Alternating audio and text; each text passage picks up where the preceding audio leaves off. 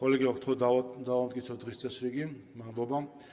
მანამ გადავალთ ჩვენს თომაზე, ჩვენ წინასასწიო კვირას პლენარული სხდომები შევწყვიტეთ კათოლიკოს პატრიარქის ილია მეორის გარდაცვალების გამო, რაც იყო დიდი მწუხარება ჩვენი ერის, ჩვენი სახელმწიფოსთვის და ბევრისთვის, არა მხოლოდ საქართველოში, არამედ მის ფარგლებს გარეთ. ჩვენ მივიღეთ ბევრი სამძიმრის წერილი სხვადასხვა ქვეყნიდან, ჩვენი მეგობრებიდან, დიასპორიდან, ყველა, ვისაც საქართველოსთან ჰქონდა კავშირი, ბოლო 50 წლის განმავლობაში ყველა იყო თანაზიარი ამ მწუხარებისა. ამიტომ, რა თქმა უნდა, დღესაც ჩვენ პატივს მივაგებთ ადამიანს, რომლის სახელიც განუყოფლად არის დაკავშირებული თანამედროვე საქართველოს სულიერ და სახელმწიფოებრივ აღორძინებასთან.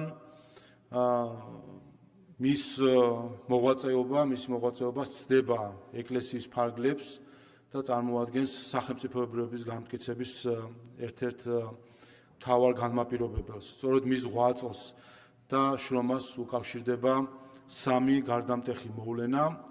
პირველი, საქართველოს მართლმადიდებელი ეკლესიის ავტოკეფალიის საბოლოო, საყოველთაო და რაც მთავარია, ღირსეული აღიარება, რომელიც იქცა საქართველოს სახელმწიფოებრივი დამოუკიდებლობის მახარებლად თავის დროზე. მეორე, სახელმწიფოსა და ეკლესიას შორის კონსტიტუციური შეთანხმების კონკორდატის ხელმოწერა, რამაც ქართულ სახელმწიფოს და ქართულ ეკლესიას შორის ურთიერთობას კონსტიტუციური რანგი მიანიჭა.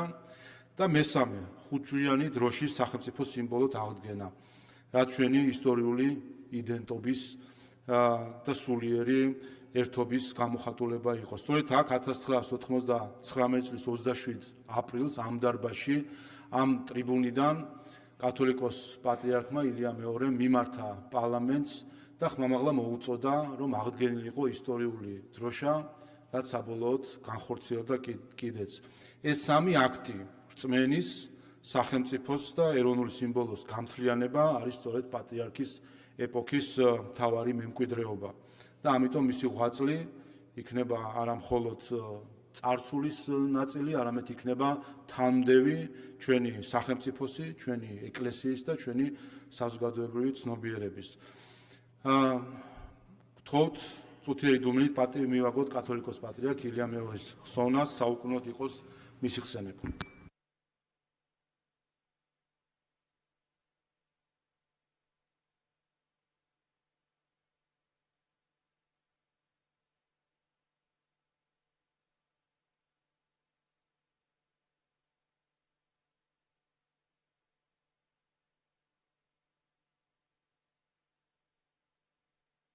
მადლობა. მეგობრებო, დღეს ასევე გამორჩეული დღეა, 31 მარტი, 35 წელი გავიდა მას შემდეგ, რაც 1991 წლის 31 მარტს ჩატარდა დამოუკიდებლობის აღდგენის რეფერენდუმი, სადაც სრულიად საქართველომ, ყველა კუთხემ, ყველა შვილმა ჩვენი ქვეყნისა ერთხმად დაუჭირა მხარი საქართველოს დამოუკიდებლობის აღდგენას.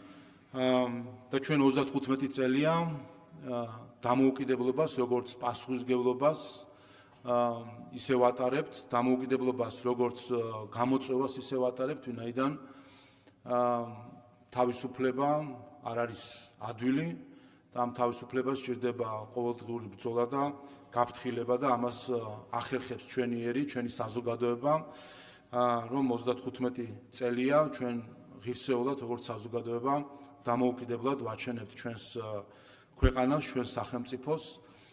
ამ დამოუკიდებლობის საფუძველში იყო ეროვნული მოძრაობა, რომელმაც მაშინ მთელი ერი ამ იდეის გარშემო გააერთიანა და დღეს გახლავთ ასევე საქართველოს პირველი პრეზიდენტი ზვიად გამსახურდიას დაბადების დღე, რომლის სახელობის დარბაზშიც ჩვენ დღეს ვიმყოფებით და სწორედ ესეც აქ ამ დარბაზში, ამ ტრიბუნიდან იქნა მაშინ ზვიად გამსახურდიას მიერ გაცხადებული საქართველოს დამოუკიდებლობის აღდგენა. და ესეც კიდევ ერთხელ გვახსენებს თუ რამდენად მნიშვნელოვანი არის ჩვენი მრავალათასწლოვანი ისტორიის გათვალისწინებით, რომ გაუფრთხილდეთ არა მხოლოდ ჩვენს ფორმალურ დამოუკიდებლობას, არა მხოლოდ ჩვენს წევრობას რომელიმე ორგანიზაციაში ფორმალურ ნიშნებს დამოუკიდებლობისა, არამედ რეალურ დამოუკიდებლობას, როდესაც ხალხი თავად იღებს გადაწყვეტილებას საკუთარ ქვეყანასთან დაკავშირებით და სად თუ არა პარლამენტში არის ეს ყველაზე კარგად გამოხატული, სადაც უშუალო დემოკრატია მოქმედებს და ხალხის წარმომადგენლები იღებენ გადაწყვეტილებას მხოლოდ ერთი პრინციპით, თუ რა შეესაბამება ჩვენი ერის ინტერესებს, რა შეესაბამება ჩვენი დამოუკიდებლობის გამტკიცების ინტერესებს, ამიტომ დღეს ამ მხრივ მნიშვნელოვანი დღე არის და ეს პასუხისმგებლობაც კიდევ ერთხელ ხაზგასასმელია. გადავიდეთ ახლა საკითხებზე, ჩვენ დღევანდელი მიმდინარე კვირის განრიგიც რომ გაგაცნოთ, დღეს პოლიტიკური განცხადებებით დავიწყებთ და შემდეგ გვექნება კანონპროექტების განხილვა. ვარაუდობ, რომ 3 საათზე გვექნება კენჭისყრები და შესაბამისად განვიხილავთ დღეს საკითხებს, ხვალ იქნება დაჩქარებული კანონპროექტების მეორე მესამე მოსმენები, მათ შორის ის კანონპროექტები, რომელიც ჩვენ წინა სესიის შეწყვეტის გამო ვეღარ განვიხილეთ მეორე მესამე მოსმენით, ზოგიერთ კანონპროექტს ხელახლა პირველი მოსმენით დაჩქარებულად განვიხილავთ და ხვალ მეორე მესამე მოსმენით.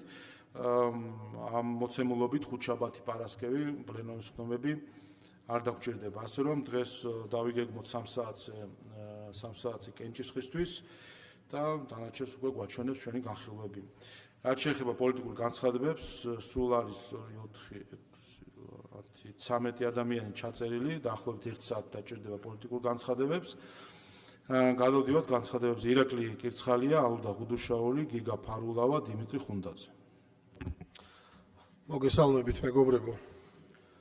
რა თქმა უნდა, დავიწყებ სამძიმრით და კიდევ ერთხელ მინდა მეუსამძრებო სრულიად საქართველოს, ჩვენი სულიერი მამის გარდაცვალება და მართლაც რომ ძალიან დიდი დანაკარგია არა მხოლოდ ჩვენი ქვეყნისთვის, საქართველოსთვის, არამედ სრულიად საქრისტიანოსთვის და მართლმადიდებლური სამყაროსთვის.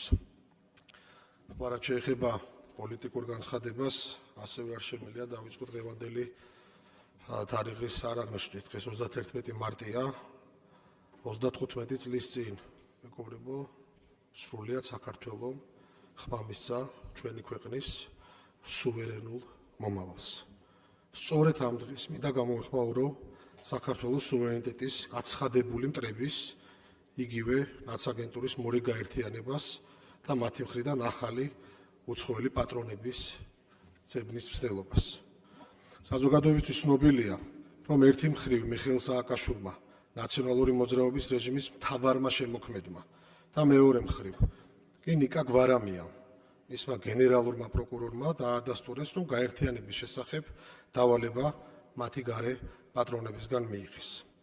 მართალია ამ ძალებს ისინი პარტნიორებად მოიხსენიებენ, მაგრამ ყველამ კარგად ვიცით, რომ ისინი არა მარტი პარტნიორები, არამედ პატრონები არიან, რომლებიც საქართველოს და ქართული ხალხის საწინააღმდეგო გასცემენ დავალებებს, რასაც მათი მორჩილი, ზემოთხსენებული ადგილობრივი რადიკალები უსიტყვოდ ასრულებენ. როგორც ჩანს, კვლავ ერთიანი ნაციონალურ მოძრაობად გაფორმებული აგენტები მიიჩნევენ, რომ საკუთარი ხალხისა და ქვეყნის წინააღმდეგ მიღებული გარე დავალებები და მათი მხრიდან გადადგმული ნაბიჯები საკმარისად რადიკალური არ არის, რაც მათი წარუმატებლობის მთავარი მიზეზია. შესაბამისად გადაწყვიტეს უპირობო მორჩილების შეთავაზების სანაცვლოდ ახალი მათ წარმოდგენაში უფრო გავლენიანი გარე პატრონები მოძებნონ. ამ პროცესს კი, როგორც თავად დაქვიანოსეს, ამერიკის შეერთებული შტატებიდან იწყებენ. ჩემს გამოსვლაში მიმართავ ამ რადიკალურ ძალებს, რაზეც არ უნდა ისაუბროთ, ვისგანაც არ უნდა მიიღოთ დავალებები, გაერთიანების მერამდენე წრეზეც არ უნდა წახვიდეთ, როგორც არ უნდა შეფუთოთ და რა პიარ ტექნოლოგიაც არ უნდა გამოიყენოთ. ჩვენი უდღეური, უსუსური, ვითომ და პოლიტიკური ალიანსის ბრენდირებისთვის ქართულმა ხალხმა კარგად იცის, რომ თქვენ ახალი გაერთიანება კი არა, ისევ ძველი ერთიანი ნაციონალური მოძრაობა ხართ და წარმოადგენთ სისხლიან რეჟიმს, რომელმაც ჩვენს ხალხსა და სამშობლოს არაერთი უბედურება დაატეხა თავს. თქვენთვის არ არსებობს ეროვნული ინტერესი. თქვენ არც ხელისუფლებაში ყოფნის დროს ემსახურებოდით საქართველოს და მით უფრო არც ახლა, რადგან მაშინაც და დღესაც თქვენთვის ამოსავალი წერტილი არა საქართველოს მოსახლეობის, არამედ თქვენი უცხოელი პატრონების ბრძანებების შესრულება. ამიტომაცაა, რომ არაფრად გიღირთ ქართველი ხალხის ლეგიტიმაცია, რომელიც ბუნებრივია, არც გქონდათ, არც გააქვთ და არც აღარასდროს გექნებათ. ამიტომაცაა, რომ შველას უცხოელი პატრონებისგან ელით. მით უფრო იმ ფონზე, რომ პოლიტიკური ყოფნა არ ყოფნის ზღვარზე ხართ. ამიტომაცაა, რომ საქართველოს წინააღმდეგ დასახული ყოველი ჩავარდნილი გეგმის შემდეგ ახალ-ახალ უცხოელ პატრონებს ეძებთ. თუმცა ვერ იაზრებთ, რომ ამ ქვეყანაში გადამწყვეტი სიტყვა ქართულ ხალხს ეკუთვნის. თქვენ ასრულებთ უცხო ქვეყნის დავალებებს და ატარებთ მათ ინტერესს საქართველოში. ამიტომაც ხართ უმორალო, უსამშობლო აგენტები. თქვენგან განსხვავებით, ქართველი ხალხის მანდატით აღჭურვილი ქართული ოცნება ასრულებს ჩვენი მოსახლეობის დაკვეთას, პირნათლად იცავს სახელმწიფო ინტერესს და სუვერენიტეტს. შესაბამისად, ამიტომაც ვართ და ამიტომაც ვიქნებით ხელისუფლებაში განსხვავებით თქვენგან, უცხო ქვეყნის აგენტებისგან, ვისი ადგილიც ქართულ პოლიტიკაში კი არა, პოლიტიკურ სანაგვეზეა. დიდი მადლობა ყურადღებისთვის. მადლობთ, სანამ შემდეგ გამოსვლაზე გადავალ, ჩვენთან სტუმრად არიან ქალაქ რუსთავის მერიის პროგრამის მართე შენი ქალაქის სტაჟორები, მივესალმოთ. მადლობა ინტერესისთვის და ალუდა ღუდუშაური, გიგა ფარულავა. მოგესალმებით კოლეგებო, მივესალმები ჩვენს მოქალაქეებს. მე არ შემიძლია მადლობით არ დავიწყო დღევანდელი ჩემი გამოსვლა. მე რომელიც იმ კუთხის წარმომადგენელი ვარ და იმ გვარის წარმომადგენელი ვარ, როგორც იყო ჩვენი უწმინდესი და უნეტარესი. ადამიანი, რომელმაც შექმნა ეპოქა და მისი ამ ქვეყნიდან გასვლითაც კი დაგვიტოვა ყველაზე მთავარი გზავნილი. ერთობა, ერთიანობა, ერის ერთობა ჩვენი ქვეყნის და ჩვენი ხალხის ქართველი ერის საკეთილდღეოდ.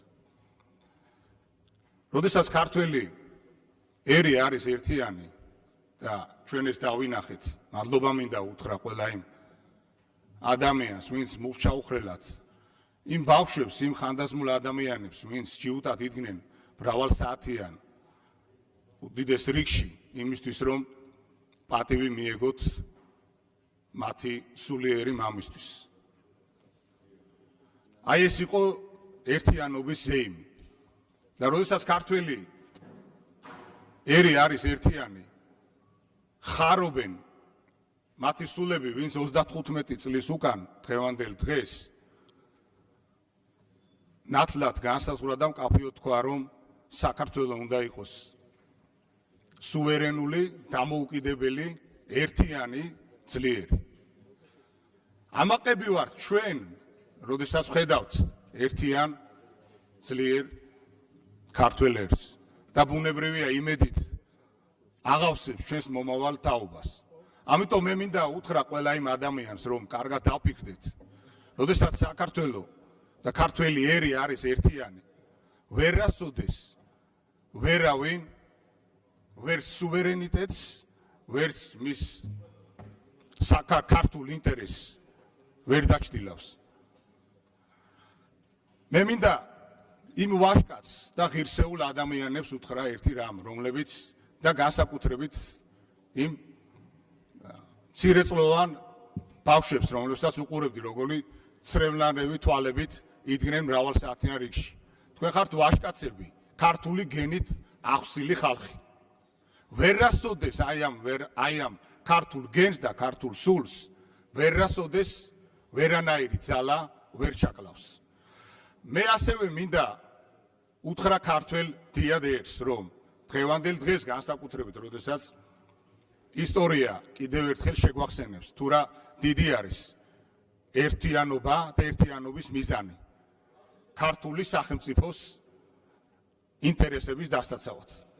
მაგრამ მე დღეს შეგნებულად არ ვიტყვი იმ თითოეულ არარაობაზე, ვინცაც არც ქართული გენი, როგორც ჩანს, არც ქართული ჯიში და არც ქართული ჩიგარი არ აქვს. აი ეს სიტყვა არც ერთ ენაზე სხვანაირად პირდაპირ თარგმნით არ ითარგმნება და სწორედაც ამიტომ მინდა უთხრა აი ამ ქართველებს, რომ თქვენ გეინაცვალეთ მაგ გულში. მაცხოვარი ბრძანებს კლესაზე და დავაფუძნე ეკლესია, რომელსაც ჭენი ჯოჯოხეთისანი ვერ აერეოდიანო. აი საქართველოს ქართული გენიც სწორედ აი ასეთ ფუნდამენტზე დგას. ბატონ თავმჯდომარე, გთხოვთ რომ დამატოთ. აი ასეთ გენზე დგას, რომელსაც ვერაფერი ვერასოდეს ვერ მოერევა. მე მინდა ერთიანობისთვის კარგად დავფიქრდეთ, თუ რაოდენ დიდი არის და საკუთარ თავზე მაღლა დავდგეთ და დავინახოთ ის მრავალმილიონიანი ქართული ერის ერთობა, რომელიც რამოდენიმე დღის უკან მძიმე წუთებში სიამაყით აღვავსებდა. და ბოლოს მე მინდა ჩვენი უწმინდესის სიტყვებით დავასრულო. სადაც არის გული შენი, იქ იქნება საუნჯე შენიო. და მე მჯერა და მწამს რომ ჩვენი გულები არის აქ საქართველოში. ქართველების გულები არის საქართველოში და არსად სხვაგან და იქნება აქ. და ის დანარჩენი თითოეული ადამიანი კიდევ ერთხელ იპოვის თავის თავში ძალას, რომ საქართველოს ერთიანობა, საქართველოს სუვერენიტეტი და ქართველი ხალხის ერთიანობა და იმ მზიანი ღამის გაგრძელება ყველაზე დიდი და ყველაზე მაგარი რამ არის. ამიტომ მე ვარ ამაყი, როდესაც უყურებდი აი ამ ერთიან საქართველოს და ვარ ამაყი იმისთვის, რომ ქართველები ყოველთვის პოულობდით და ყოველთვის ვიპოვით ძალას იმისთვის, რომ ჩვენი ქვეყნის სიყვარულში, ჩვენი ერთიანობის სიყვარულში ვიყოთ მტკიცენი და ძლიერები. დიდი მადლობა. გიგა ფარულავა, დიმიტრი ხუნდაძე, ირაკლი ქადაგიშვილი, ლევან მაჭავარიანი. მოგესალმებით. უპირველესად ჩვენი პოლიტიკური გუნდის სახელით უსამძიმრებს სრულიად საქართველოს ჩვენი პატრიარქის სილია მეორის გარდაცვალებას. დიდია მისი ღვაწლი ჩვენი ეკლესიის, ჩვენი ქვეყნის წინაშე და მადლობა მას ამ დიდი შეუფასებელი ღვაწლისათვის. ახლა კი რაც შეეხება პოლიტიკურ განცხადებას, მე მინდა დღეს შევეხო იმ დოკუმენტს, რომელიც რამდენიმე დღის წინ საქართველოსთან მიმართებაში გამოქვეყნდა. ეუთოს მოსკოვის მექანიზმის დასკვნა უმძიმესი დოკუმენტია ჩვენი ქვეყნისათვის.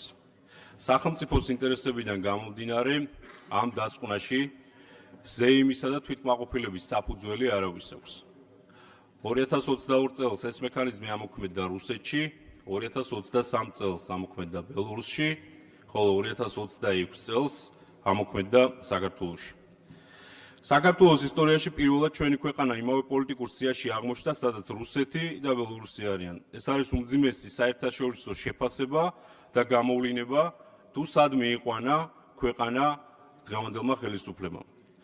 დამოუკიდებელი საქართველოს ისტორიაში წყობით ნაშენების საგარეო მიღწევის, სახელმწიფო იმიჯის და საერთაშორისო პერსპექტივების განადგურების პარალელურად ქვეყნის შიგნითაც ვხედავთ, რომ ოცნება სიღარიბეში, სიძვირეში გამოუვალ და უიმედო მდგომარეობაში ამყოფებს მოსახლეობას და ყოველდღიურ ქრონიკად იქცა იმის ყურება და მოსმენა, როგორ მდიდრდებიან ოცნების ჩინოვნიკები და ივანიშვილის გარემოცვა და როგორ ღარიბდება და ყოველდღიურად უმძიმდება ცხოვრება ქართულ ხალხს.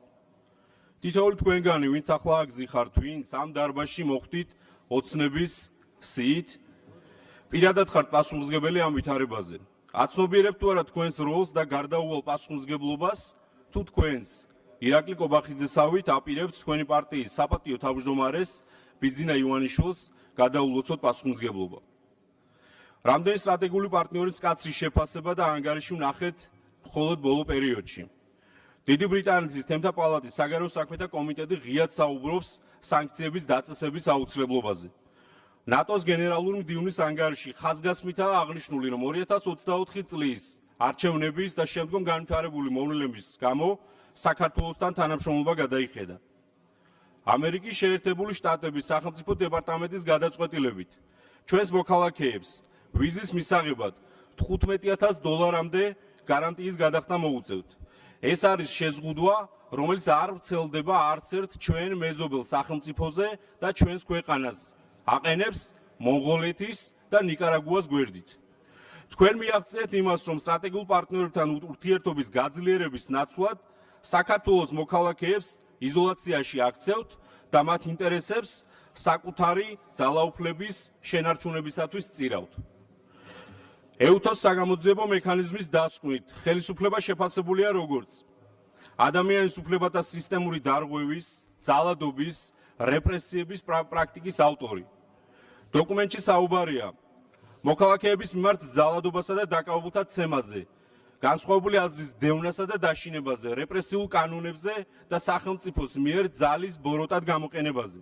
ამავე დასკვნაში დადასტურებულია ყოფილი პრემიერ-მინისტრის გიორგი გახარიას პოლიტიკური დევნა და მასზე შურისძიების მოტივით განხორციელებული ფიზიკური თავდასხმა. ამ ყველაფრის შემდეგ თავად დასკვნაზე არანაკლებ საგანგაშოა ხელისუფლების რეაქცია. იმის ნაცვლად, რომ ეუთოს რეკომენდაციები ევროპულ გზაზე დასაბრუნებლად და თქო დრო დავიმატოთ და ვასრულებ. იმის ნაცვლად, რომ ეუთოს რეკომენდაციები ევროპულ გზაზე დასაბრუნებლად და სტრატეგიულ პარტნიორებთან ურთიერთობის აღდგენის შესაძლებლობად გამოგეყენებინათ, თქვენ ღია კონფრონტაცია აირჩიეთ და დემონსტრაციულად უარს ამბობთ რეკომენდაციების შესრულებაზე. ეს არის პასუხისმგებლობისგან გაქცევა იმ პროცესებზე, რომლებიც სწორედ თქვენ მმართველობის პერიოდში განვითარდა. შეგახსენებთ, რომ თქვენ ოფიციალურად გიჭირავთ სახელმწიფო თანამდებობები. ნახევარი და ვასრულებ. შეგახსენებთ, რომ თქვენ ოფიციალურად გიჭირავთ სახელმწიფო თანამდებობები, თქვენ არც საპატიო თავმჯდომარეები ხართ, არც საპატიო დეპუტატები, ქვეყნის და ხალხის წინაშე კანონის ძალით ხართ პასუხისმგებელი და ამ პასუხისმგებლობის აღებას დღეს თუ ხვალ ვერაზროს გაექცევით. ფაქტია, ოცნების პირობებში საქართველო ევროკავშირის წევრი ვერ გახდება. სამწუხაროდ დღემდე, რაც თქვენ რეაგირება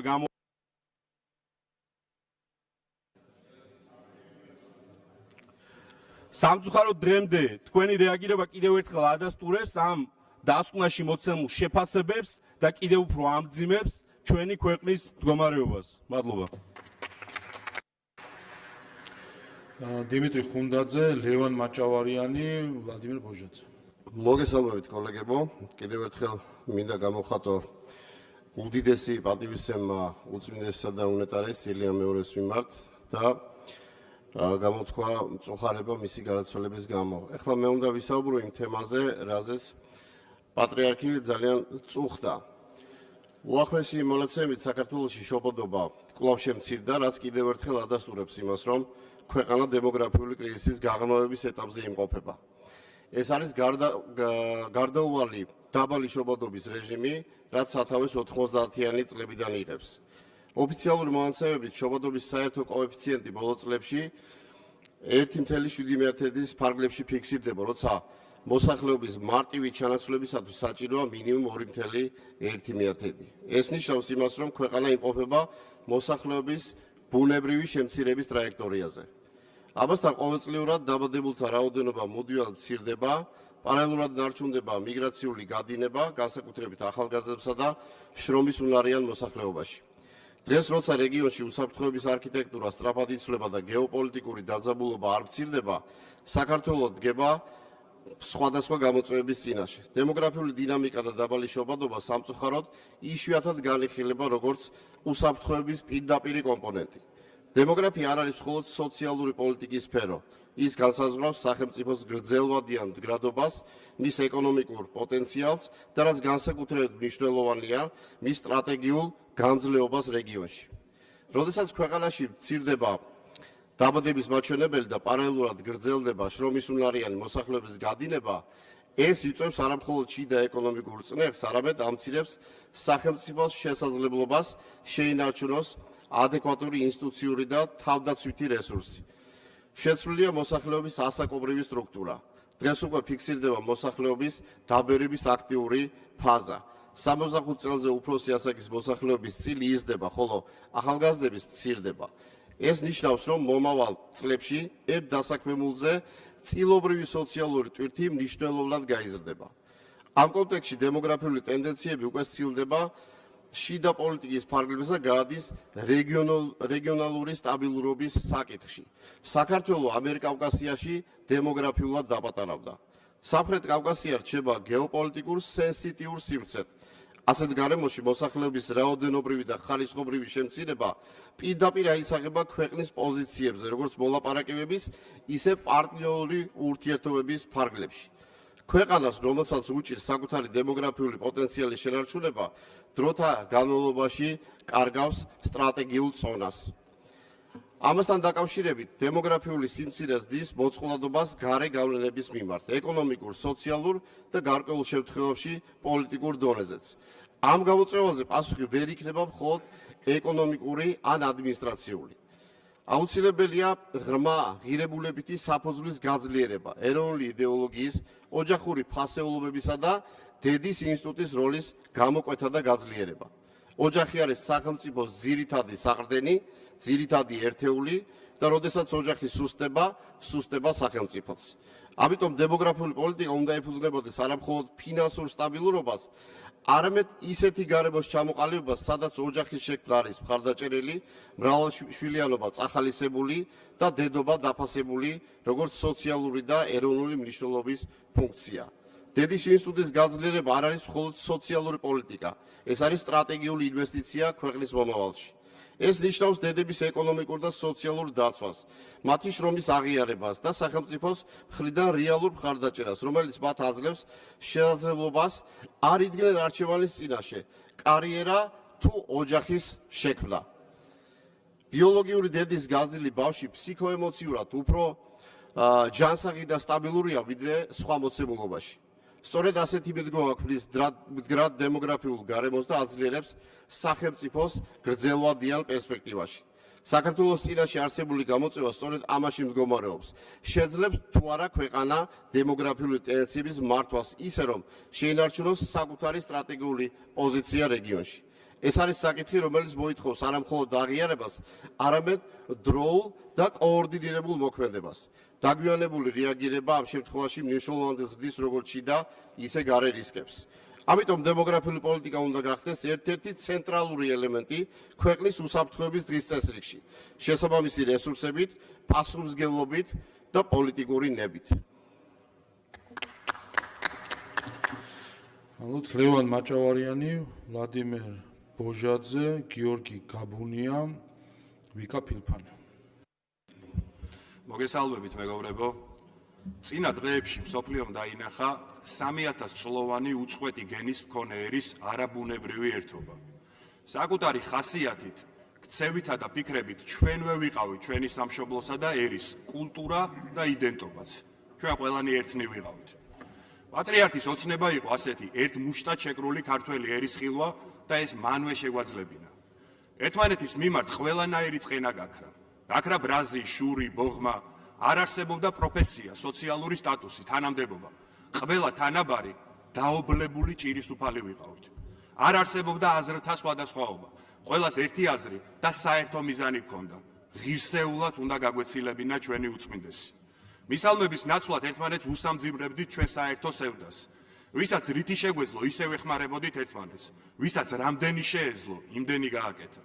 არასდროს რიგში დგომა რომ არ გვეხერხებოდა, წინა დღეებში ესეც კი სამაგალითოდ მოვახერხეთ ქართველებმა. ხალხი რიგში ადგილსაც კი უსიტყვოდ უთმობდა ერთმანეთს. სამების ტაძართან მცხოვრები მოქალაქეები მსახურებით იყვნენ დაკავებულნი. ხალხს წყლით, ჩაითა და ყავით უმასპინძლდებოდნენ. იმიტომ კი არა ვინმეს დაენახა და შეექო, არამედ იმიტომ რომ სიყვარულის მდგომარეობას ასე გამოხატავდნენ. ვნახეთ სხვადასხვა ასაკის ადამიანები, რომლებმაც ყავარჯნებით ამხელა გზა გაიარეს. ვნახეთ როგორი სითბოთი და მოწიწებით ეგებებოდნენ მათ პოლიციელები, რომლებიც რიგის ნაკადს აწესრიგებდნენ. წინა დღეების ქართველებს უპირობოდ გვიყვარდა, ვითვალისწინებდით და გვერდში ვედექით ერთმანეთს. საამაყოა რომ ყველამ ერთად ასე ღირსეულად გავაცილეთ ჩვენი უწმინდესი და უნეტარესი.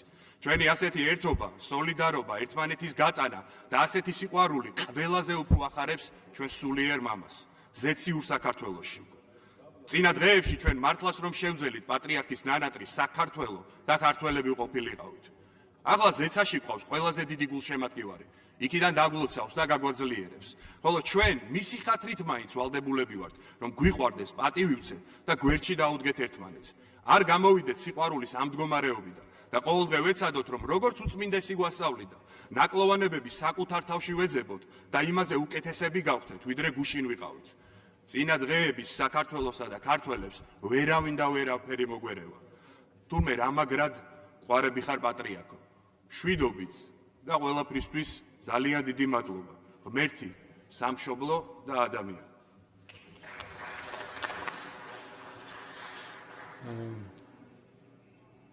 ვიკა ბოდიში ელესა ვლადიმერ ბოჟაძე, შემდეგ გიორგი გაბუნია, ვიკა ჩვენი პოლიტიკური გუნდის სახელით კიდევ ერთხელ მინდა მივსამზურო სრულიად საქართველოს ყველა მართლმადიდებელ ქრისტიანს ჩვენი უწვიდესის მარადისობაში გადასვლა, ისევე როგორც მინდა მიულოთ ოჩოს ქვეყანას რეფერენდუმის დღე, როდესაც კიდევ ერთხელ ხელახლა აღდგა ჩვენი ქვეყნის დამოუკიდებლობა და უნდა ითქვას, რომ ჩვენი ქვეყნის დამოუკიდებლობის აღდგენიდან 35 წლის განმავლობაში ჩვენი სახელმწიფო ასეთი ძლიერი, დამოუკიდებელი და სუვერენული არასოდეს ყოფილა, თუმცა ის კითხვა და ის ამოცანები, რომლებიც მთელი 35 წლის მანძილზე იდგა, დღესაც დღის წესრიგშია, ჩვენ უნდა შევძლოთ, ვიბრძოლოთ ბოლომდე და შევინარჩუნოთ, განვამტკიცოთ ჩვენი ქვეყნის დამოუკიდებლობა და ამაში განსაკუთრებული როლი სწორედ საქართველოს პარლამენტს აქვს და მინდა რომ ჩვენი მოწვევის პარლამენტმა მისი უფლებამოსილების ვადაში ყველაფერი გააკეთოს იმისაც, რომ კიდევ უფრო გამტკიცდეს ჩვენი ქვეყნის დამოუკიდებლობა. ჩვენ უნდა ვიბრძოლოთ ბოლომდე და დავიცვათ წმინდა ილია მართლის მიერ დატოვებული სამი უმთავრესი ღირებულება, ჩვენი მამული, ენა, სარწმუნოება, ისევე როგორც უნდა შევძლოთ და გავაგრძელოთ იმ ღირებულებებით ცხოვრება, ჩვენმა მომავალმა თაობებმა, რაც დაგვიტოვა ილია მეორემ, ღმერთი, სამშობლო, ადამიანი. და ყველაზე მთავარი, კიდევ ერთხელ ამ ძიმე დღეებში ჩვენი ქვეყნისთვის და ჩვენი ეკლესიისთვის მინდა მივმართოთ ჩვენი სახელმწიფოს და ჩვენი ეკლესიის მტრებს. ნუ ჩაერევით ჩვენი ქვეყნის შიდა საქმეებში.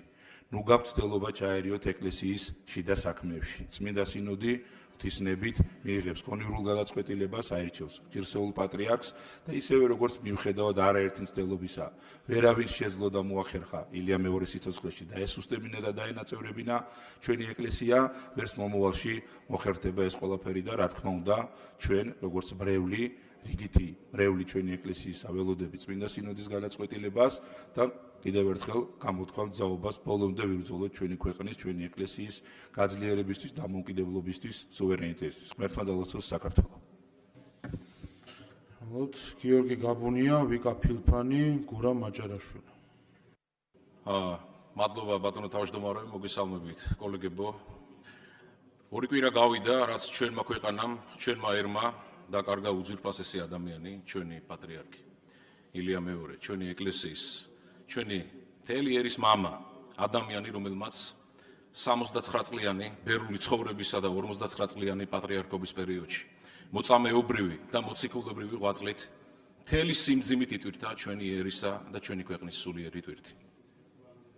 ის რაც მისი დაკრძალვის დღეს და სამძიმრის დღეებში ვიხილეთ, მე მინდა შევუერთდე ჩემი კოლეგების განწყობას, რომ ეს იყო მართლაც უპრეცედენტო, ისტორიული და ჩემთვის პირადად ქართველი ერის ნამდვილი სულიერი აღდგომა. და რაც მთავარია, გაჩნდა რწმენა იმისა, რომ ჩვენ შეგვიძლია ვიყოთ ერთიანი, ერთმუშტად შეკრული ერი, როგორც ჩვენი ეკლესიის, ასევე ჩვენი ქვეყნის ინტერესების ირგვლივ. ეს კი გულისხმობს ისეთ სახელმწიფოს და საზოგადოებას, სადაც ძლიერია ეროვნული იდენტობის, ტრადიციებისა და ღირებულებების დაცვა, რაც ერთადერთი იმუნიტეტია დღეს თანამედროვე გლობალური ქარტეხილების ეპოქაში. და წლების განმავლობაში სწორედ ამას ებრძოდნენ. ებრძოდნენ საშინელი ინფანტილური ისტერიით და განსაკუთრებით ებრძოდნენ ეკლესიას. ვინაიდან კარგად იციან, რომ საზოგადოება, რომელსაც ზურგს უმაგრებს ძლიერი ეკლესია, მასზე ზეგავლენის მოპოვება ძალიან რთულია. ეს ბრძოლა დეკლარირებულად დაიწყო 2003 წელს, როდესაც ქვეყნის სათავეში მოიყვანეს გარედან მართული აგენტურა. და პატრიარქის ინტერვიუ, რომელიც ბატონმა შალვამ გამოაქვეყნა 2004 წლის ინტერვიუ და მე მინდა ვისარგებლო შემთხვევით და მადლობა გითხრათ თქვენ ამ ინტერვიუს წამოწევისთვის. სწორედ ამ ბრძოლის დაწყების პერიოდს და მაშინდელი პოლიტიკური მმართველობის ძალის შემზარავ სახეს ასახავს. მაგრამ საქმე იმაშია, რომ იმ პერიოდში შეტევა მიმდინარეობდა არა მხოლოდ ეკლესიაზე, არამედ განათლების სისტემაზე, მეცნიერებაზე, კულტურის სფეროზე და ამ ბრძოლამ შეიძინა საშიში ანტიეროვნული და ანტისახელმწიფოებრივი ხასიათი, რომელსაც ზუგს რა თქმა უნდა უმაგრებდა მაშინდელი რეჟიმი. ამოიღეს მიზანში დიდი სახელები და გვარები, ვისაც ავტორიტეტი ჰქონდა საზოგადოებაში. დაიწყეს ბრძოლა, მაგალითად, აზორ ერქომაიშვილის წინააღმდეგ. რუსთაველის თეატრიდან გააგდეს რობერტ სტურუა. კონსერვატორიიდან გააგდეს იოსებ კეჭაყმაზე, ჩვენი საგუნდო მუსიკის ნამდვილი ბუმბერაზე. ეს დაპირისპირება წარმოებდა და შეფუთული იყო ვითომ და უფრო სწორი, უფრო პროგრესული ხედვების საბაბით, მაგრამ სინამდვილეში სრულიად მდაბიო და უბადრუკი ბრძოლა. ერთის მხრივ თვით დამკვიდრებისთვის, ხოლო მეორეს მხრივ ქვეყანაში ავტორიტეტების განადგურებისთვის. მათ არ სჭირდებოდათ ავტორიტეტები არსად და ამ ადამიანების გარიყვით და განეიტრალებით ცდილობდნენ ჩვენი ინტელექტუალური და სულიერი საძირკვლები მოენგრიათ. აი ამ დაბიო პოლიტიკურმა ძალამ, ნაციონალურმა მოძრაობამ, რომელიც პირდაპირ იმართებოდა გარედან და რომელთაც მხოლოდ ფული და ძალაუფლება აინტერესებთ და დღემდე ხელისუფლების ხელში ჩასაგდებად იბრძვიან. იგივე სახეები, იგივე მეთოდები, იგივე სტილი. და ერთ-ერთი ყველაზე საშინელი რამ მაინც რაც უნდა ითქვას, რაც მათ გააკეთეს და გაუკეთეს ჩვენს ქვეყანას და საზოგადოებას, არის ის, რომ შექმნეს ყალბი ავტორიტეტები, ნამდვილ ავტორიტეტებთან დასაპირისპირებლად. მათ მიერ მართული მედიების მეშვეობით მისცეს არენა ამ ადამიანებს და წლების განმავლობაში ალაპარაკებდნენ და ალაპარაკებენ ყველაფერზე აბსოლუტურად. წერლობაზე, პოლიტიკაზე, ნავთობის ფასებზე და ეს ადამიანები გახადეს ფსევდო ავტორიტეტები. შემდეგ, როდესაც ქვეყნის წინააღმდეგ მოქმედება დასჭირდათ, ეს სრულ ავტორიტეტები გამოიყვანეს ქუჩებში და ძალადობის მხატვრული გაფორმება ჩააბარეს. და სწორედ ამ ადამიანების და ამ ჯგუფების მეშვეობით ურტყავდნენ და ურტყავენ ეკლესიას და ჩვენს პატრიარქს, ხოლო პერიოდულად ზოგიერთი ქვეყნის საელჩოში დიაგრამებზე ზომავდნენ ეკლესიის წინააღმდეგ ბრძოლის შედეგებს. სწორედ უნდა ითქვას, რომ ფერადი რევოლუციების და რბილი ძალის მართვის ტექნოლოგიები ეკლესიას ყოველთვის განიხილავდნენ და განიხილავენ დარტყმის მთავარ ობიექტად. მათი მიდგომა და ხედვა არის შემდეგი, რომ ეკლესიას როგორც უმაღლესი მორალური ავტორიტეტი და მთავარი ფუნდამენტი საზოგადოების სულიერი სიძლიერისა უნდა დასუსტდეს. ამისთვის საჭიროა, რომ მათ მიერ შექმნილი სრულ ავტორიტეტებისგან მუდმივად ჟღერდეს, რომ ეკლესია კორუმპირებულია, თანამშრომლობს რუსეთთან, რომ ეკლესია დაშორდა ხალხს. შედეგად კი ამას უნდა მოყვეს საზოგადოების თვალში ეკლესიის გაუფასურება, ნდობის შემცირება, რათა კრიტიკულ მომენტებში ეკლესიამ და ეკლესიის მოწოდებამ სიმშვიდისკენ, ურთიერთგაგებისკენ, შერიგებისკენ აღარ იმუშაოს. 2004 წელს სწორედ მსგავსი ძალები, თავისუფლების ინსტიტუტი და მსგავსი NGO აგენტურა მუდმივად იყვნენ მომართული ეკლესიის წინააღმდეგ. ჩვენ ვნახეთ ამ მძიმე დღეებში, როდესაც მთელი ერი და ქვეყანა პატრიარქის გარდაცვალებას გლოვობდა. პარლამენტის წინ იდგა რაღაც გარკვეული, აბსოლუტურად სიმციდან და დროიდან ამოგლეჯილი რამდენიმე ადამიანი. შეკვეთილი, ყალგასული ბანერებით, მაშინ როდესაც ჩვენმა მუსლიმმა ძმებმა და დებმა რამადან ბაირამის დღესასწაულის აღნიშვნა გააუქმეს და საერთო მწუხარება გაიზიარეს. ამ დროს ისინი, ვინც ევრობიუროკრატიიდან ტოლერანტობას და დემოკრატიას გვასწავლიან, მათგან ერთი სამძიმრის წერილიც კი ვერ მივიღეთ. მათი პრომოაქტივისტები კი განაგრძობენ სიბნელეში ღამღამობით გამოჩენას და როდესაც სიბნელეში არსებობას ეჩვევი, მერე სინათლე თვალს ჭრის. და ვხედავთ, რომ ადამიანები არასოდეს განიცდიან სინდისის ქეჯნას ჩვეულებად ქცეული უგუნურების გამო. მე მინდა ერთი რამ ვთქვა და ერთ რამეს გაუსვა ხაზი, რომ ქართული მართლმადიდებლური სამოციქულო ეკლესია იმართება სინოდალური მმართველობით, რაც ერთგვარი მყარი გარანტიაა ეკლესიის დამოუკიდებლობისა და დღეს ეკლესია არის ისეთი ძლიერი, როგორც არასდროს. საქართველოს ისტორიაში და სწორედ ამაშია ჩვენი უძვირფასესი უწმინდესის დამსახურება, რომ გარდაცვლილი პატრიარქის ღვაწლი და დამსახურება ამაში გამოიხატება, რომ დღეს ეკლესია არის ისეთი ძლიერი, როგორც არასდროს. და თუ ვინმე ფიქრობს, რომ დღეს ჩვენი ეკლესია არის პატრიარქის გარეშე, ის სუსტია და შეუძლია მის საქმიანობაში ხელები აფათუროს, წარეთ სცდება. დღეს არის 31 მარტი, ჩვენი რეფერენდუმის დამოუკიდებლობის აქტის და გამოცხადების დღე და მე მინდა თითოეულ ჩვენს თანამოქალაქეს და საზოგადოებას მიულოცო დღევანდელი დღე, ასევე ზუსტად გამსახურდიას დაბადების დღე და სწორედ დღევანდელ დღეს მინდა ვისურვო და ღმერთმა ინებოს, რომ ჩვენს ქვეყანას ყავდეს პატრიარქი, რომელიც გააგრძელებს ილია მეორის გზას, გააგრძელებს ერის სულიერ და მორალურ გაძლიერებაზე ზრუნვას და შეეწება ჩვენს ქვეყანას, რომ ამ ურთულეს დროში, როდესაც თანახმულ ველს გავს მთელი მსოფლიო მშვიდობით, სიბრძნით, გონიერებით, მოთფინებით, ერთობით გავიდეთ სამშვიდობოს. დიდი მადლობა. ვიკა ფილფანი, გურამ მაჭარაშვილი, არჩილ ბერიძე. მოგესალმებით, მეც მინდა დავიწყო სამძიმრით. ვიზიარებთ საქართველოს კათოლიკოს პატრიარქის ილია მეორის გარდაცვალებას, რომელიც თავად იყო ნათელი მაგალითი იმისა, რომ ქვეყანაში ადამიანზე უფრო მნიშვნელოვანი ღირებულება არ არსებობს. ასევე მინდა მივსამძიმრო შუქრუთის მაღაროში გარდაცვლილი მეშახტის ჯეირან ასლანაძის ოჯახის წევრებს და ყველა მაღაროელს. ამ ქვეყანაში რომ უბრალო მოქალაქე თქვენთვის ღირებულებას არ წარმოადგენს, ამას თავადვე გვახსენებთ ყოველ ჯერზე. რამდენიმე კვირის წინ ბატონმა კობახიძემ დებატებზე განაცხადა, რომ ანომალია იქნებოდა მაღაროელებთან პირისპირ საუბარი. მაღაროელები ამ ქვეყნის ჩუმი და უჩინარი გმირები არიან, რომლებიც ქვეყანას უნარჩუნებენ ოჯახებს მიწის ქვეშ საათობით ყოფნით, გაუსაძლის პირობებში მუშაობით, საკმაოდ დაბალ ხელფასზე. თქვენ ეს ადამიანები მოიძულეთ მხოლოდ იმიტომ, რომ მათ გაბედეს, ხმა მოიღეს და მოითხოვეს სრულიად სამართლიანად საკუთარი პირობების გაუმჯობესება. საქართველოში მაღაროელებს არაერთხელ მოუწიათ მიემართათ ძალიან მძიმე პროტესტის ფორმებისთვის. მათ შორის 2024 წელს, სწორედ ამ შენობის წინ, საქართველოს პარლამენტის წინ, რამდენიმე მათგანი პირ ამოკერილი შიმშილობდა და ელოდა რომელიმე თქვენგანს, რომელიც მოусმენდა. თუმცა იმის ნაცვლად, რომ დაგეკმაყოფილებინათ მათი მოთხოვნები, თქვენ დაიწყეთ მათი გაშავება, დევნა და შევიწროება. არათუ მოთხოვნების დაკმაყოფილება 2000-მდე მუშა თქვენმა დამფინანსებლებმა სრულიად უხელფასოდ დატოვეს, თუმცა რუსთავიორის დირექტორს 9 მილიონი უსახსოვრეს. თქვენ ვერ იპოვით ქვეყანას, სადაც დედებს ორჯერ მოუწიათ აქციების გამართვა საკუთარი შვილებისთვის წამლის მოსაპოვებლად. გილოცავთ, ჩვენს ქვეყანაში ეს უკვე ორჯერ მოხდა.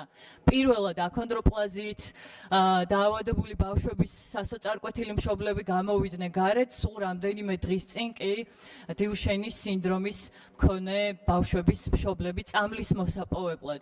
განა რა შეიძლება იყოს ბავშვსა და მის ჯანმრთელობაზე უფრო მნიშვნელოვანი, თუმცა როგორც ჩანს არა თქვენთვის, იმიტომ რომ ამ ქვეყანაში 77,000 ბავშვი შიმშილობს ოფიციალურად. შიმშილობს იმიტომ, რომ ბოლო 10 წლის განმავლობაში ამ ქვეყანაში არაფერი გაიაფებულა, პირიქით გაძვირდა. გაძვირდა საკვები, გაძვირდა წამალი, გაძვირდა ექიმთან ვიზიტი, გაძვირდა წყალი, გაზი. გუშინ თქვენ გააძვირეთ 30%-ით ელექტროენერგია. ასევე მინდა შეგახსენოთ, რომ დენი, წყალი და გაზი ამ ქვეყნის დიდ ნაწილს ჯერ კიდევ არ მიეწოდება. გაძვირდა საწვავიც, გაძვირდა პირველადი მოხმარების ნივთები. მიუხედავად ამისა, თქვენ მაინც თავს იწონებთ ეკონომიკური წინსვლით. ვერ დაასახელებთ ვერაფერს, ვერც ერთ რამეს, რაც ამ ქვეყანაში გაიაფდა ნარკოტიკის გარდა. და აი ამ თავის მოწონებით, რომელიც ეკონომიკურ წინსვლას უკავშირდება, სამწუხაროდ ეს ეკონომიკური წინსვლა აისახება მხოლოდ მაღალჩინოსნების ჯიბეებზე. ახლა ამ მაღალჩინოსნებმა გადაწყვიტეთ, რომ ავტომობილებით გადაადგილების პრივილეგია მხოლოდ თქვენ გეკუთვნით და უბრალო მოქალაქეებს არარსებულ ტრანსპორტზე გადასვლას თხოვთ. თან ეკოლოგიის სახელით, მაშინ როდესაც ყველაზე მომწამლელი გამონაბოლქვი სწორედ იმ ქარხნებიდან მოდის, რომელიც თქვენ გეკუთვნით. ასევე მინდა შეგახსენოთ, რომ ჯარს და პოლიციას მომწამლულ საკვებს აძლევდით წლების განმავლობაში. ამ ქვეყანას ყავს ეკომიგრანტებიც, ერთი წუთი დამიმატეთ თუ შეიძლება. ამ ქვეყანას ყავს ეკომიგრანტებიც, რომლებიც წლები ამ ქვეყანაში იძულებით ევნილობაში იმყოფებიან და სამწუხაროდ ვერ გახდა მათი მდგომარეობა ეროვნული პრიორიტეტი. თქვენ შექმნით ქვეყანა, სადაც აფხაზეთიდან დევნილმა სამინისტროს წინ თავი დაიწვა, რათა მიეღო საცხოვრებელი. თუმცა არაბებს საუკეთესო მიწებს ჩუქნით საქართველოში. ხომ დაასრულეთ პროდუქტის ფასების კომისია, რა შედეგი მიიღეთ? 3 თვის წინ უფრო იაფიღირდა ყველაფერი ვიდრე დღეს. ყველაფერი უფრო მეტად გაძვირდა და კიდევ უფრო მძიმე გახდა ადამიანების მდგომარეობა, იმიტომ რომ გააძვირეთ 30%-ით კიდევ ელექტროენერგია. თუმცა 60-მდე მიკროჰესი აუშენეთ საკუთარ ბიზნესმენებს. რამდენიც არ უნდა იძახოთ, რომ ეროვნული ხელისუფლება ხართ, ეროვნული ხელისუფლებისთვის პრიორიტეტი არის საქართველოს მოქალაქე და მისი კეთილდღეობა. პოლიტიკური შეხედულების მიუხედავად, თქვენ ამ ქვეყნის მოქალაქეები ციხეში გაუშვით ახალგაზრდები გაუშვით ციხეში და ისიც კი იკადრეთ, რომ მათთვის გეძახებინათ ტერორისტები, მხოლოდ და მხოლოდ საკუთარი კომპლექსების დასამალად. თქვენ ააშენეთ სწორედ ის კედელი, რომლის ერთ მხარესაც იმყოფება თქვენი მოპარული ფული, თქვენ იმყოფებით, იმ კორუფციით, მეორე მხარეს კი არიან ქუჩაში გამოსული დედები, რომლებიც საკუთარი შვილებისთვის წამალს ითხოვენ და იმყოფებიან. მადლობა. გურამ მაჭარაშვილი, რაჩიკო ბერიძე, დაჟი კოვზერიძე. მოგესალმებით მეგობრებო. 17-22 მარტის დღეები აუცილებლად შევა საქართველოს ისტორიაში როგორც მწუხარების და ამავდროულად ბედნიერების დღეები. მწუხარება იმიტომ, რომ ამ ქვეყნიდან გავაცილეთ პატრიარქი და ბედნიერების იმიტომ, რომ თავად პატრიარქის დიდი სურვილი იყო ქართველი ერის გაერთიანება სიყვარულის და რწმენის გარშემო. სწორედ მისი სიტყვებია: გწამდეთ და გიყვარდეთ. ის ამ ყველაფერს მოესწრო. სწორედ ამ დღეებში ქართველმა ხალხმა გააცოცხლა საქართველოს ისტორია და მსოფლიოს შეახსენა, რომ 100,000 მოწამის მაგალითი რეალურია და არა მხოლოდ ამონარიდი საქართველოს ისტორიიდან, როგორც ამას ზოგიერთი ვაიქართველი ამბობს. რეალურია ყველა ის ქართველი მეფე თუ წმინდანი, რომელთა გარშემო ერთიანდებოდა მთელი ერი. სწორედ ეს აშინებდა ყოველთვის ჩვენს მოწინააღმდეგეს და სწორედ ამიტომ ებრძოდა პირველ რიგში ეკლესიას და ტრადიციებს. ამ დღეებში ქართველმა ხალხმა ყველაზე მაღლა დააყენა რწმენა და სიყვარული. საქართველოსთვის ამ დროს სულ ერთი იყო ამინდი და დრო. მთავარი მიზანი იმ ადამიანისთვის პატივის მიგება იყო, რომელმაც თავისი ამ ქვეყნიდან გასვლითაც კი ერი გააერთიანა სამშობლოს და ეკლესიის სიყვარულის გარშემო. სწორედ ამ დღეებში ქართველი ხალხის გენეტიკა მიმძლავრა და განსაკუთრებით ბოლო წლების განმავლობაში გარედან თავს მოხვეულ სიძულვილს სიყვარული დაახვედრა, მუქარას მტკიცე ხასიათი, ჩხუბს და დაპირისპირებას სიმშვიდე და თავმდაბლობა, შიშს გამბედაობა, ხოლო წუთისოფელს მარადიულობის განცდა დაუპირისპირა. სწორედ ამ ძალამ მოიყვანა დღემდე საქართველო. სწორედ ასეთი ხალხი ქმნიდა ყოველთვის საქართველოს ისტორიას და სწორედ ასეთი ხალხის ძალის ეშინოდა ყოველთვის მოწინააღმდეგეს, რომლის მთავარი მიზანი იყო შეესუსტებინა ეკლესია და ის ღირებულებები, რომელზეც იდგა საქართველოს სახელმწიფო. დღესაც სწორედ ასეთმა ქართველი ხალხის ძალამ და მისმა სწორმა არჩევანმა შეაშფოთა უცხოური ძალა და მისი აქაური წარმომადგენლობა. შეშფოთდნენ იმიტომ, რომ პატრიარქი იყო და არის რწმენის, ოჯახური ღირებულებების, შვიდობის და ქვეყნის სუვერენიტეტის დამცველი. და რადგან ასეთი ღირებულებების მატარებელი პატრიარქის მიმართ ქართველმა ხალხმა გამოხატა პატივისცემა და სიყვარული. საათობით იდგა რიგში მდუმარედ და მშვიდად, ამინდის და დროის მიუხედავად. ადვილი მისახვედრია, რომ ასეთი ხალხი არც ცალფეხზე დადგება, არც ოჯახურ ღირებულებას დათმობს, არც უსამართლო რეზოლუციების შეეშინდება და არც იმ ქრისტიანულ ღირებულებებზე იტყვის უარს, რომელიც საფუძვლად დაედო ქართულ და ნამდვილ ევროპულ ღირებულებებს. ჩვენ ხალხის ძალამ ჯერ კიდევ 2022 წელს ვთქვით, რომ საქართველოს წინააღმდეგ სერიოზული შავი ღრუბელი შექმნეს ჩვენმა დაუძინებელმა მეგობრებმა. ომში ჩართვაზე უარის შემდგომ და 17 მაისს გეი აღლომის ჩატარებაზე უარის შემდგომ არაერთი რეზოლუცია თუ განცხადება გაკეთდა საქართველოს წინააღმდეგ. დაგვაბრალეს, რომ ვართ ჩამორჩენილები, რადგან საქართველოში ბომბები არ ცვივა და კაცების ქორწინებას არ ვაკანონებთ. ალბათ ბევრი მტკიცება არ დაჭირდება იმას, რომ 17-22 მარტის მოვლენებმა პასუხი გასცა ყველა უსამართლო რეზოლუციას, ასევე უსამართლო განცხადებას და თქვა, რომ ქართველი ხალხი ცალფეხზე მონური ფსიქოლოგიით არ დაელოდება არსად გაწევრიანებას. სამაგიეროდ ორ ფეხზე მდგომი საათობით დაელოდება თავისი პატრიარქისგან ლოცვა-კურთხევის მიღებას სამშობლოს დასაცავად. მადლობა. აჭიკო ბერიძე, დაჯი კოვზერიძე, ზურაბ ხადაგიძე. მოგესალმებით კოლეგებო. პატრიარქის გარდაცვალების შემდეგ იმ ძიმე და სამგლოვიარო დღეებში ჩვენ ყველამ ვიხილეთ ჩვენი საზოგადოების ნამდვილი სახე. ვიხილეთ არა მხოლოდ გლოვა, არამედ ერთობა, თანაგრძნობა და ერთმანეთისადმი პატივისცემა. განსაკუთრებით მინდა გამოვყო სხვადასხვა კონფესიის წარმომადგენლების დამოკიდებულება. ჩვენი მუსლიმი ძმების სამაგალითო ჟესტი, მათი გულწრფელი თანადგომა და სოლიდარობა. კიდევ ერთხელ გახდა დასტური იმისა, რომ საქართველო მხოლოდ გეოგრაფიული სივრცე არ არის. საქართველო არის ღირებულება, საქართველო არის ადგილი, სადაც განსხვავებული მრწამსის მიუხედავად სიყვარული ყოველთვის გვაერთიანებს. ჩვენი ძალა არა განსხვავებებში, არამედ სწორედ ამ განსხვავებების პატივისცემაშია. ეს არის ის საქართველო, რომელსაც ჩვენი წინაპრები გვიტოვებდნენ, სადაც რწმენა არ ყოფს, არამედ აერთიანებს. სადაც ტკივილი საერთოა და თანადგომა ბუნებრივია. დღეს ჩვენ გვმართებს ეს ერთობა შევინარჩუნოთ არა მხოლოდ განსაცდელის დროს, არამედ ყოველდღიურ ცხოვრებაშიც. რადგან ერი, რომელიც ერთმანეთის რწმენას სცემს პატივს, ყოველთვის ძლიერია. და სწორედ ამ ფასეულობებზე დგას ჩვენი სახელმწიფო. ღმერთი სამშობლო ადამიანი, ბრძანა პატრიარქმა. ეს არის ღირებულებითი სამეული, რომელსაც ემყარება ჩვენი პოლიტიკაც. ჩვენ დავიცავით სარწმუნოება და ეკლესია. მაშინ როცა არაერთხელ სცადეს მისი შერყევა და სწორედ მაშინ დავამტკიცეთ, რომ ეკლესიის დაცვა ჩვენთვის არჩევანი კი არა, ერის არსებობის აუცილებლობაა. ჩვენ ვიცავთ სამშობლოს, ქვეყანას, რომლის 20% ოკუპირებულია და რომელსაც ჯერ კიდევ ახსოვს 2008 წლის ომის ტკივილი და სწორედ ამ რეალობაში ყველაზე დიდი პასუხისმგებლობა არის არ დაუშვათ ახალი ტრაგედია. ჩვენ შევინარჩუნეთ მშვიდობა, ჩვენ ავარიდეთ ქვეყანა ომს და ეს არ ყოფილა შემთხვევითი. ეს იყო გონივრულ გათვლაზე დაფუძნებულ და პასუხისმგებლიან სახელმწიფო პოლიტიკის შედეგი, პოლიტიკის, რომელიც არ აჰყვა ემოციებს, პროვოკაციებს და არ გასწირა საკუთარი ხალხი პოლიტიკური ქულებისთვის. და ბოლოს ადამიანი. ჩვენი პოლიტიკის ცენტრში დგას ადამიანი, მისი ღირსება, მისი სიცოცხლე, მისი მომავალი. რადგან ნებისმიერი პოლიტიკა, რომელიც ადამიანს არ იცავს, არ არის სახელმწიფოებრივი, არამედ არის შეცდომა. ეს არის პოლიტიკა, რომელიც ეყრდნობა ჩვენს ისტორიას და ჩვენს ტრადიციას. იმ გზას, რომელიც ქართველმა ხალხმა გაიარა არა მხოლოდ ხმლითა და ფარით, არამედ გონივრული პოლიტიკით, გამოცდილებითა და მომავლის ხედვით.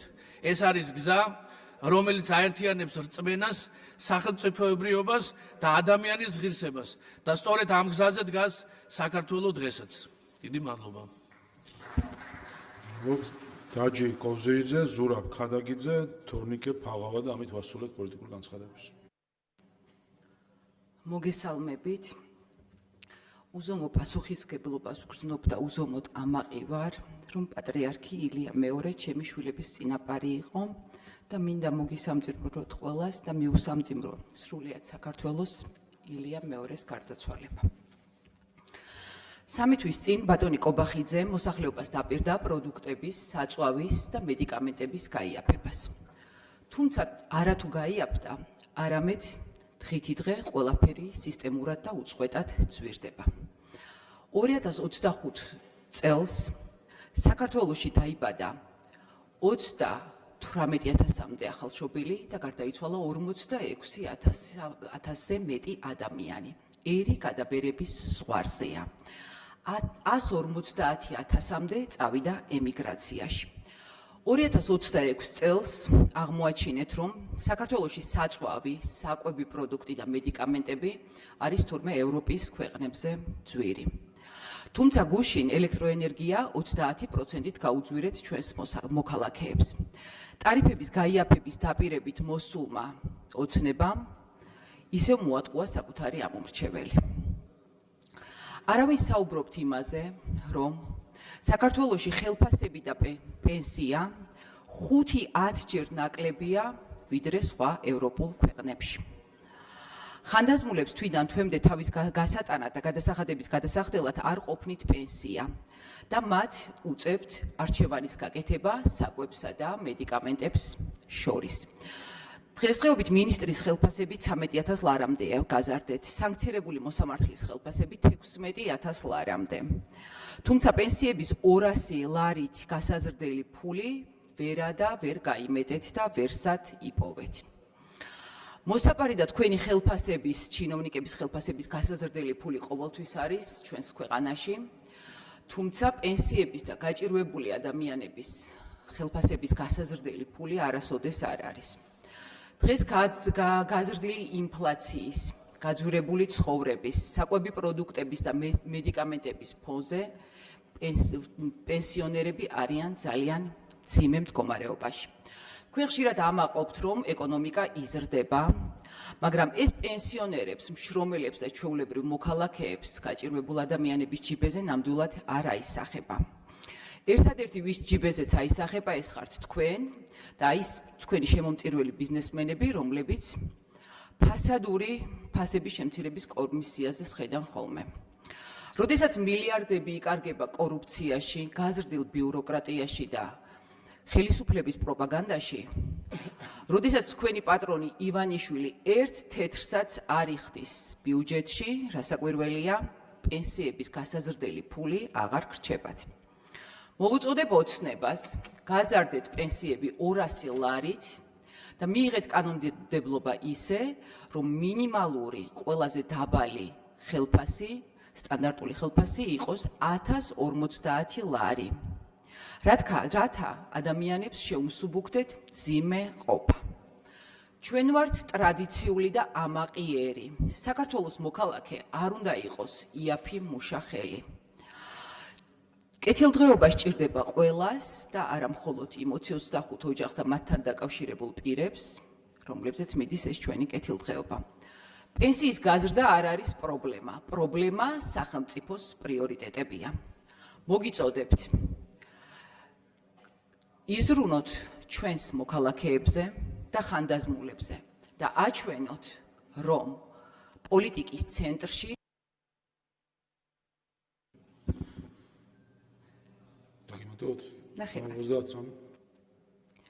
და აჩვენეთ, რომ პოლიტიკის ცენტრში დგას ადამიანი. მადლობა.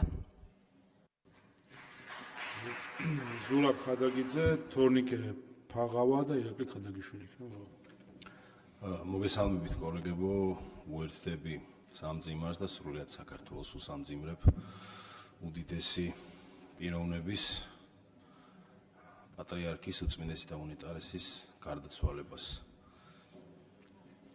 დღეს ჩვენ ხედავთ სურათს, რომელიც ერთდროულად არის ტრაგიკულიც და ამავდროულად უდიდესი იმედის მომცემი. ჩვენმა ქვეყანამ გადაიტანა უმძიმესი წუთები, თუმცა ამ სიმძიმემ გამოაჩინა ის, რისი დანახვაც მტრებს ყველაზე მეტად არ სურდათ. ქართველი ხალხის ეროვნული იმუნიტეტი. აწლეულობის განმავლობაში უცხოური ფონდებიდან დაფინანსებული 1000 რჯულის სექტანტი, ფსევდოლიბერალი და პოლიტიკური ავანტიურისტი მიზანმიმართულად უტევდა ჩვენს იდენტობას. მათი მთავარი სამიზნე იყო და არის მართლმადიდებელი ეკლესია და პატრიარქის უპირობო ავტორიტეტი. რატომ? იმიტომ, რომ მათ კარგად იციან, სანამ ქართველი კაცი სულიერ ფასეულობებზე დგას, მას ვერც ერთი NGO და ვერც ერთი გარე ძალა ვერ აქცევს თავის მარიონეტად. მილიონობით დოლარი დაიხარჯა იმაში, რომ საპატრიარქო რუსულ ინსტიტუციად მოენათლათ, რომ პატრიარქი დაეკნინებინათ, რომ ახალგაზრდებისთვის რწმენა და ტრადიცია ჩამორჩენილობად ეჩვენებინათ და რა მიიღეს შედეგად?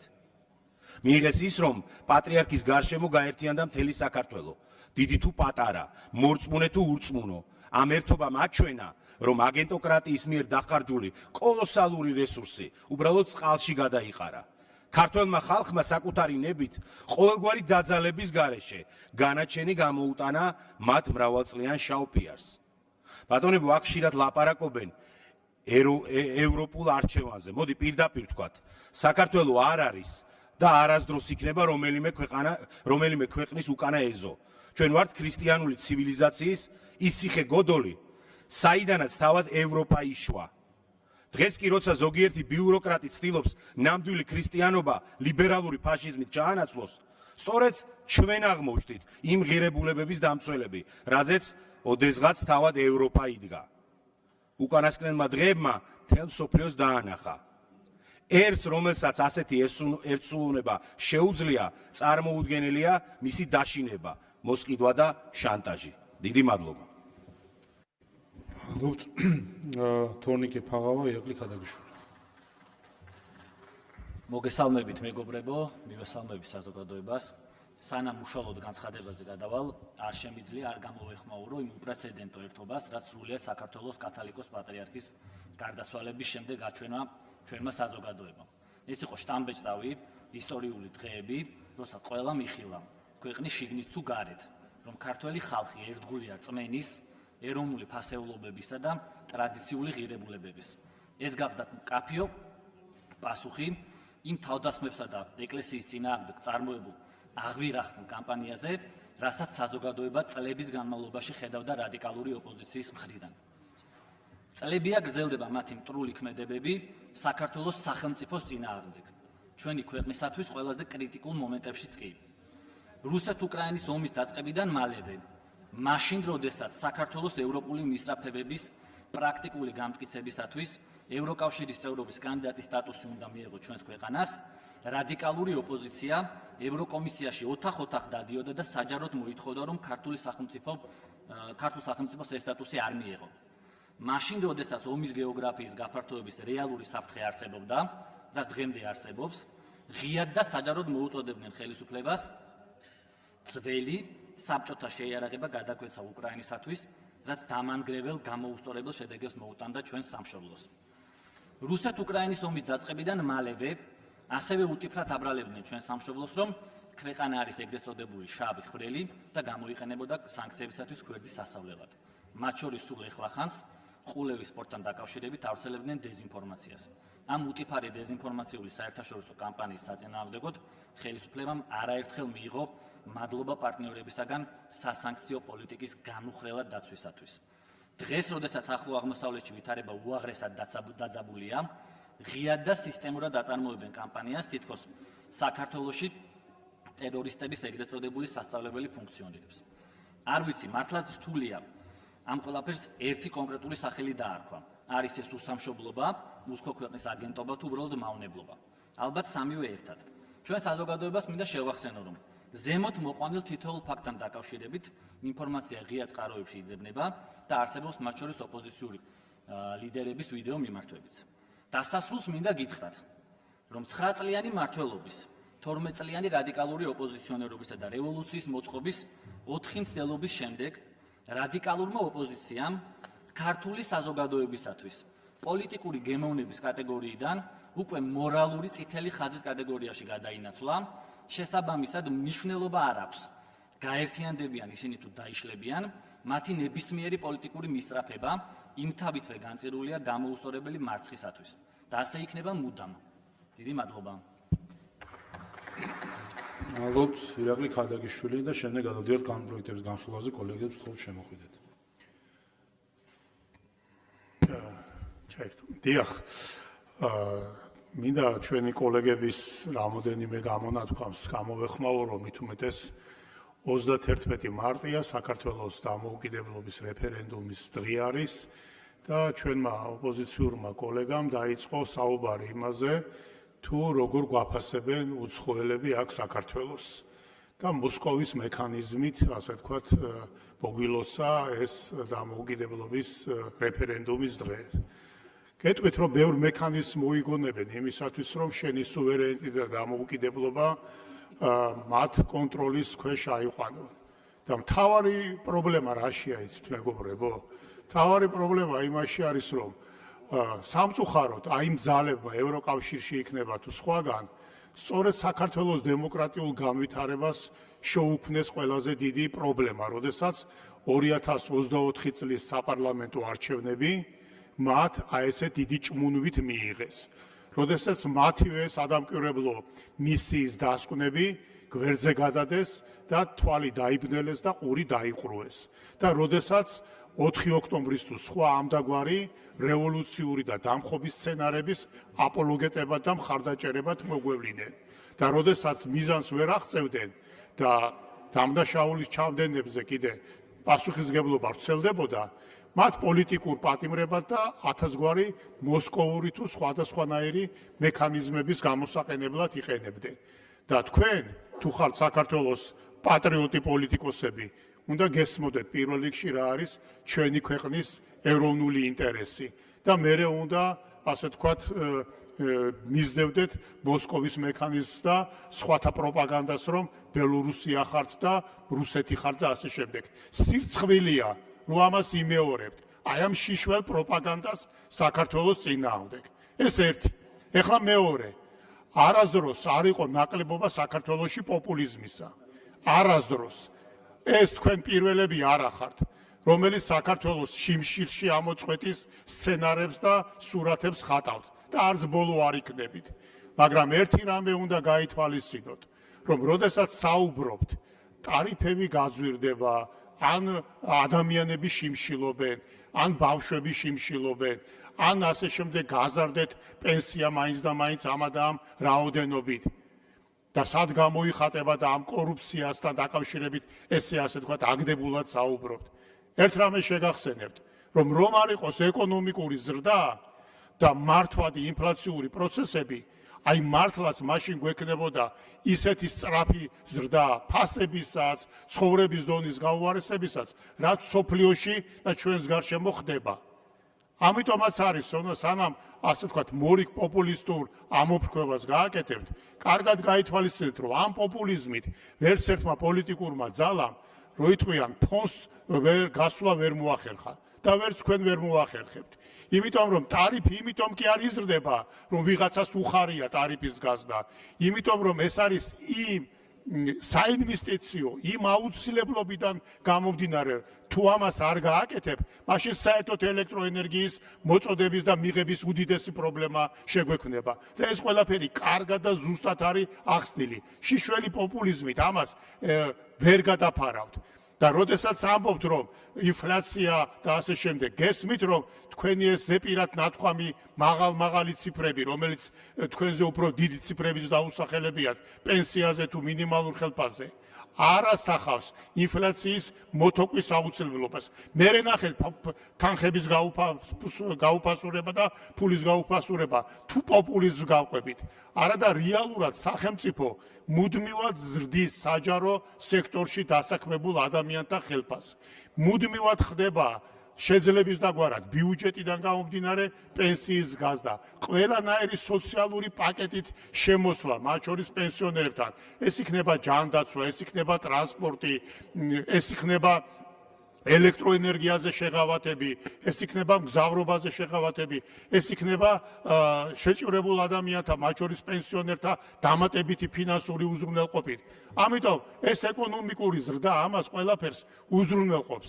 იქნება მეტი ეკონომიკური ზრდა, იქნება მეტი შედეგი და რაც შეეხება ევროპული პენსია, რომ ვიძახით და იძახით, ხო?